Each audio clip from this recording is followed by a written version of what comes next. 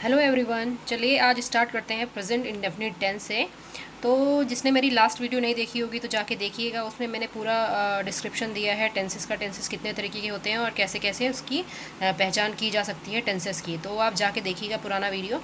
तो स्टार्ट करते हैं प्रेजेंट इंडेफिनिट टेंस से। तो मैं आपको बता देती हूँ प्रेजेंट इंडेफिनिट टेंस बेसिकली कहाँ कहाँ यूज़ होता है।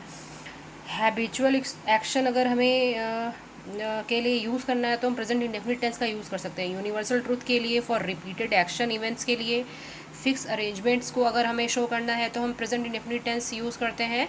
और फ्यूचर कंस्ट्रक्शन के लिए हम प्रेजेंट इंडेफिनिट टेंस यूज़ करते हैं। और कीवर्ड्स क्या होते हैं? And, then, daily, every, frequently, now, often, rarely, regularly. तो अगर ये किसी सेंटेंस में ये वर्ड्स आ रहे हैं तो हम इनको भी देख के पहचान सकते हैं कि वो प्रेजेंट इंडेफिनिट टेंस है और सिंपल प्रेजेंट टेंस है। और बता देती हूँ, जैसे यहाँ पर मैंने आपको बताया था एस और एस कहाँ यूज़ होता है, तो ही से, इट एंड सिंगुलर नाउन्स के साथ, जो सिंगुलर नाउन होती हैं उनके साथ क्या होता है, वर्ब की फर्स्ट फॉर्म प्लस एस और ई एस यूज़ होता है। वो अभी मैं आपको एग्जांपल बताऊंगी तो मैं आपको बता दूंगी कैसे एस और ई एस यूज़ होता है।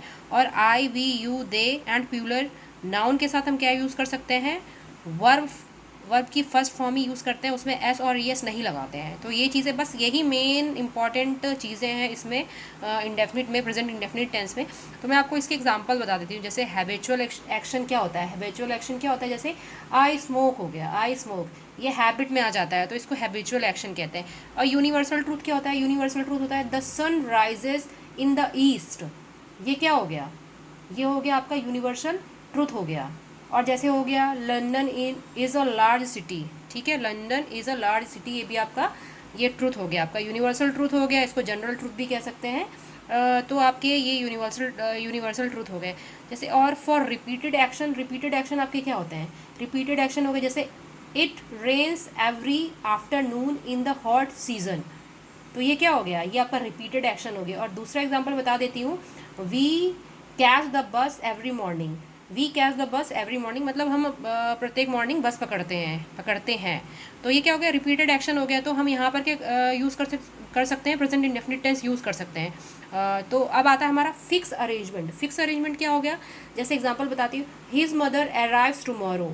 ये क्या हो गया, फिक्स अरेंजमेंट हो गया कि उसकी माँ को माता जी को अगले मॉर्निंग आना है, ठीक है। तो ये आ गया his mother is arrives tomorrow.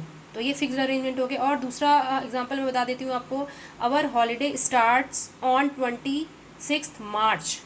हमारी क्या है, फिक्स्ड अरेंजमेंट है, क्योंकि हमारी जैसे हॉलीडे स्टार्ट होनी है वो 26 मार्च से स्टार्ट होनी है। तो ये फिक्स्ड अरेंजमेंट के लिए हम यहाँ पर यूज़ कर सकते हैं। और फ्यूचर कंस्ट्रक्शन क्या होगा, जैसे हम फ्यूचर की कभी कंस्ट्रक्शन करना है सेंटेंस में, तो हमें फ्यूचर कंस्ट्रक्शन के लिए हम प्रेजेंट इंडेफिनिट टेंस का यूज़ कर सकते हैं।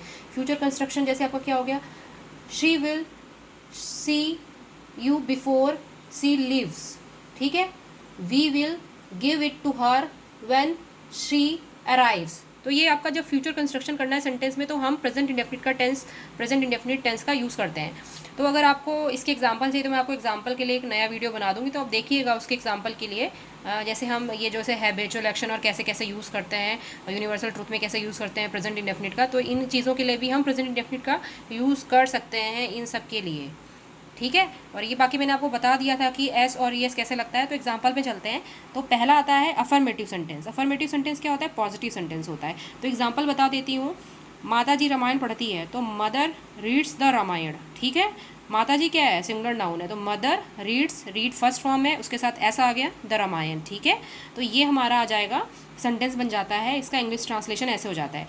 अब आता है वह स्कूल जाता है, तो वह क्या है, ही के साथ वर्ब आती है गो आएगी यहाँ पर, और उसके साथ क्या आएगा, फर्स्ट फॉर्म के साथ ई एस ऐड हो गया, तो ही गोज़ टू स्कूल, ये हो गया।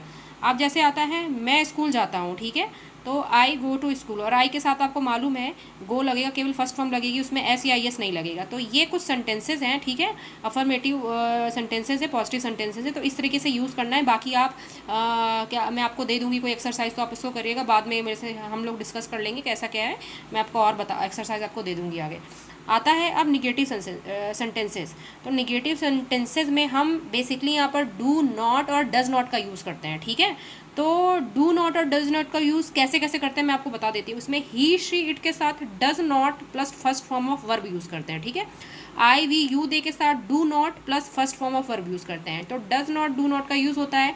अब एग्जाम्पल से देख लेते हैं, मैं आम नहीं खाता हूँ, तो I do not eat the mango, ठीक है, आई के साथ डू नॉट यूज़ हो रहा है, वो मैंने ऊपर लिख दिया, और फर्स्ट फॉर्म आ रही है ईट। राम का भाई शतरंज नहीं खेलता है, Rama's brother does not play chess, तो रामाज ब्रदर हो गया, डज नॉट हो गया, क्योंकि ये क्या हो गया, ये हो गया राम, राम क्या है, सिंगुलर नाउन है, तो हमारा क्या हो गया बेसिकली, डज नॉट का यूज़ हो गया, और प्ले चेस हो गया। तो नॉर्मल ये सेंटेंसेस इस तरीके से बनाए जाते हैं।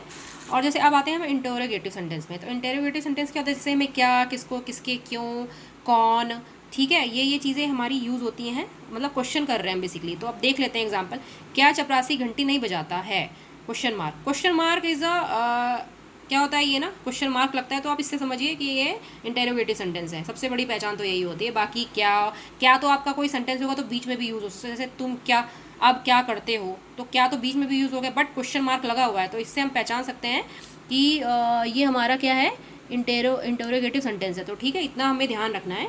और जैसे हम एग्जाम्पल देख लेते हैं, क्या चपरासी घंटी नहीं बजाता, does the peon not ring the bell, question mark लगाना इज़ इम्पॉर्टेंट, ठीक है। तो क्वेश्चन मार्क लगाने से हमें पता चल जाता है कि ये सेंटेंस इंटरोगेटिव सेंटेंस है, ठीक है। अब क्या है, क्या वे सदैव सत्य बोलते हैं, do they always speak the truth, ठीक है।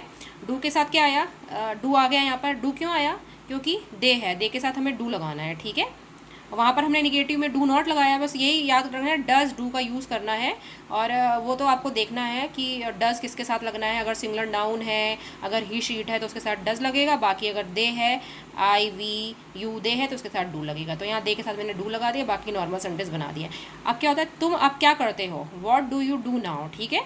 डू क्यों लगाया हमने, क्योंकि तुम क्या है, तुम के साथ हमने यहाँ पर डू नॉट लगाया था, वो नेगेटिव के लिए लगाया था, बट यहाँ यू के साथ डू लगेगा, तो मैंने यहाँ पर डू लगा दिया है। बस हमें क्या करना है, नॉट नहीं लगाना है, बाकी वही चीज़ है, डज और डू का यूज़ करना है हमें इंटरोगेटिव सेंटेंस में स्टार्टिंग में। और तो आप देख पा रहे हैं ये कुछ एग्जांपल है। बाकी स्टूडेंट्स, आपको मैं कुछ एग्जांपल्स दे देती हूँ, जैसे सम सेंटेंसेस फॉर स्टूडेंट्स, ठीक है। ये एग्जांपल है बच्चों के लिए, मतलब आप लोगों के लिए, तो आप ये करिएगा। जैसे वह आज गीत क्यों नहीं गाती है, धनी बनना कौन नहीं चाहता है, वह किसकी पुस्तक पढ़ता है।